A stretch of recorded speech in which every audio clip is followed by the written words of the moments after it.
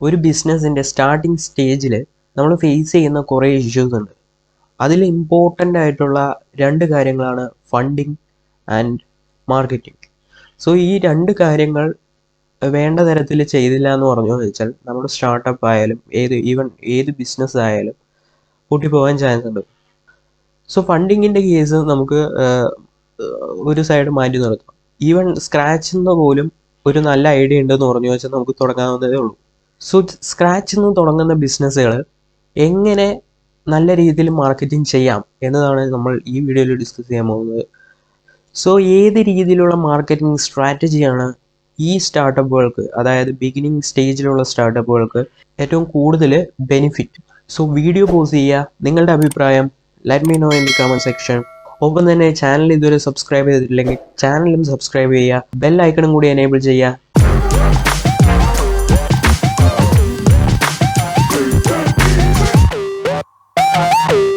ഒരു സ്റ്റാർട്ടപ്പിൻ്റെ കേസിൽ ഏറ്റവും ഇമ്പോർട്ടൻ്റ് ആയിട്ട് നമ്മൾ കൺസിഡർ ചെയ്യേണ്ട ഒന്നാണ് മാർക്കറ്റിംഗ് എന്ന് പറയുന്നത്. കാരണം ഒരു ബിസിനസ് സ്റ്റാർട്ട് ചെയ്യുക എന്ന് പറയുന്നത് ആർക്കും ചെയ്യാവുന്നതാണ്. ബട്ട് ആ ബിസിനസ് എക്സാക്റ്റ് ഓഡിയൻസിലേക്ക് എത്തിച്ചാൽ മാത്രമേ നമ്മുടെ ബിസിനസ് ഗ്രോ ചെയ്യുള്ളൂ, റൈറ്റ്? സോ ആ ബിസിനസ്സിനെ മാർക്കറ്റ് ചെയ്യേണ്ടതും ഏറ്റവും ഇമ്പോർട്ടൻ്റ് ആണ്. സോ ഒരു ബിസിനസ്സിൻ്റെ കേസിൽ മാർക്കറ്റിംഗ് ഒരിക്കലും നിൽക്കുന്നില്ല. റീസൺ എന്താണെന്ന് വെച്ചാൽ ഡേ ടു ഡേ ലൈഫിൽ നമുക്ക് കോമ്പറ്റീഷൻസ് കൂടിക്കൊണ്ടിരിക്കുകയാണ്. ഒരു ഫിസിക്കൽ സ്റ്റോറിൻ്റെ കേസായാലും ഒരു ഫാഷൻ സ്റ്റോർ സ്റ്റാർട്ട് ചെയ്തു, ഒരു 1 വീക്ക് കഴിയുമ്പോഴേക്കും വേറെ ആരെങ്കിലും അവിടെ വേറെ ഒരു പുതിയ സ്റ്റോർ വെച്ചിട്ടുണ്ടാകും. കോമ്പറ്റീഷൻസ് ഡെയിലി കൂടിക്കൊണ്ടിരിക്കുകയാണ്. സോ ഈ കോമ്പറ്റീഷൻ്റെ ഇടയിൽ പിടിച്ചു നിൽക്കണമെങ്കിൽ മാർക്കറ്റിംഗ് എന്തായാലും ആവശ്യമാണ്. മാർക്കറ്റിങ്ങിനെ രണ്ടായിട്ട് വേണമെങ്കിൽ നമുക്ക് തിരിക്കാം: traditional way of marketing and modern way of marketing. So traditional way of മാർക്കറ്റിങ്ങും മോഡേൺ വേ ഓഫ് മാർക്കറ്റിങ്ങും രണ്ടും എൻറ്റയർലി ഡിഫറെൻ്റ് ആണ്. സോ നമ്മുടെ സ്റ്റാർട്ടപ്പിൻ്റെ കേസ് എടുക്കുകയാണെങ്കിൽ നമുക്ക് ഏറ്റവും കൂടുതൽ മോഡേൺ വേ ഓഫ് മാർക്കറ്റിംഗ് ആയിരിക്കും കൂടുതൽ ഒരു ബെറ്റർ ഓപ്ഷൻ എന്ന് പറയുന്നത്. കാരണം ട്രഡീഷണൽ വേ ഓഫ് മാർക്കറ്റിംഗ് വളരെ എക്സ്പെൻസീവ് ആണ്. ട്രഡീഷണൽ ആഡിൽ ഒരു ദിവസം സ്പെൻഡ് ചെയ്യുന്ന ആ ഒരു എമൗണ്ട് നിങ്ങൾക്ക് 1 മന്ത് കണ്ടിന്യൂസ് ആയിട്ട് ആഡ് ചെയ്യാൻ പറ്റുകയാണെങ്കിൽ വാട്ട് യു ചൂസ്?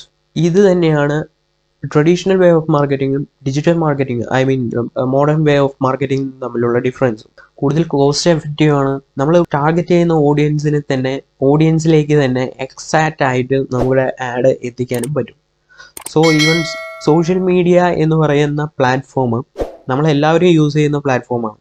ഇപ്പം നിങ്ങളുടെ ഓഡിയൻസ് ആവേണ്ടത് ഒരു 18 to 25 ഏജിലുള്ള ബോയ്സ് ആണെങ്കിൽ നിങ്ങൾക്ക് ഈ സോഷ്യൽ മീഡിയ വഴി എക്സാക്റ്റ് ആയിട്ട് അവരിലേക്ക് മാത്രം ഫോക്കസ് ചെയ്തിട്ട് ആഡ് പബ്ലിഷ് ചെയ്യാൻ പറ്റും.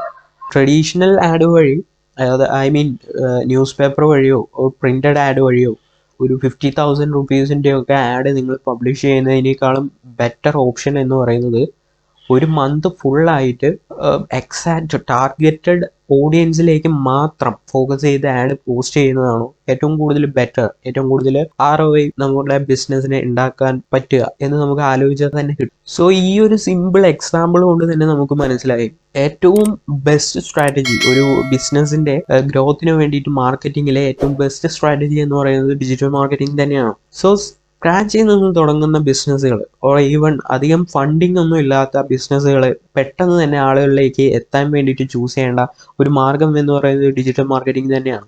സോ ഒരു ചെറിയ എമൗണ്ടിന് 1 മന്ത് കണ്ടിന്യൂസ് ആയിട്ട് ആഡ് പോസ്റ്റ് ചെയ്യുക എന്ന് പറയുന്നത് ട്രഡീഷണൽ വേ ഓഫ് മാർക്കറ്റിംഗിൽ പറ്റാത്തൊരു കാര്യമാണ്. ഈവൻ പ്രിന്റഡ് ആഡ് ആയാലും നമ്മൾ പ്രിന്റ് ചെയ്യുന്ന ആഡ് നമ്മുടെ എക്സാക്റ്റ് ഓഡിയൻസ് തന്നെയാണ് ആ ആഡ് കാണുന്നത് എന്ന് നമുക്കൊരു ഉറപ്പില്ല. എന്നാൽ ഡിജിറ്റൽ മാർക്കറ്റിങ്ങിന്റെ കേസ് എടുക്കുകയാണെങ്കിൽ നമ്മുടെ ആഡ് ആരൊക്കെയാണ് കാണുന്നത് എന്നതിനുള്ള ഒരു എക്സാക്റ്റ് ഡാറ്റ നമുക്ക് കാണാൻ പറ്റും. നമുക്ക് മോണിറ്റർ ചെയ്യാൻ പറ്റും നമ്മുടെ ആഡ് ആരൊക്കെയാണ് കാണുന്നത്, ഏത് പ്ലാറ്റ്ഫോമിലാണ് കാണുന്നത്, എത്ര ഏജിലുള്ള ആളുകളാണ് കാണുന്നത്, അവരുടെ ഇൻട്രസ്റ്റ് ഉള്ള ആളുകളാണോ, നിങ്ങളുടെ പ്രൊഡക്റ്റിനോട് ഇൻട്രസ്റ്റഡ് ആയിട്ടുള്ള പേഴ്സൺസ് ആണോ കാണുന്നത് എന്നെല്ലാം നമുക്ക് ട്രാക്ക് ചെയ്യാൻ പറ്റും. സോ ഒരു 50,000 റുപ്പീസ് ട്രഡീഷണൽ ആഡിന് സ്പെൻഡ് ചെയ്തിട്ട് അതും ഒരു ദിവസത്തിന് വേണ്ടിയിട്ട് ഒരു 50,000 റുപ്പീസ് സ്പെൻഡ് ചെയ്യണം.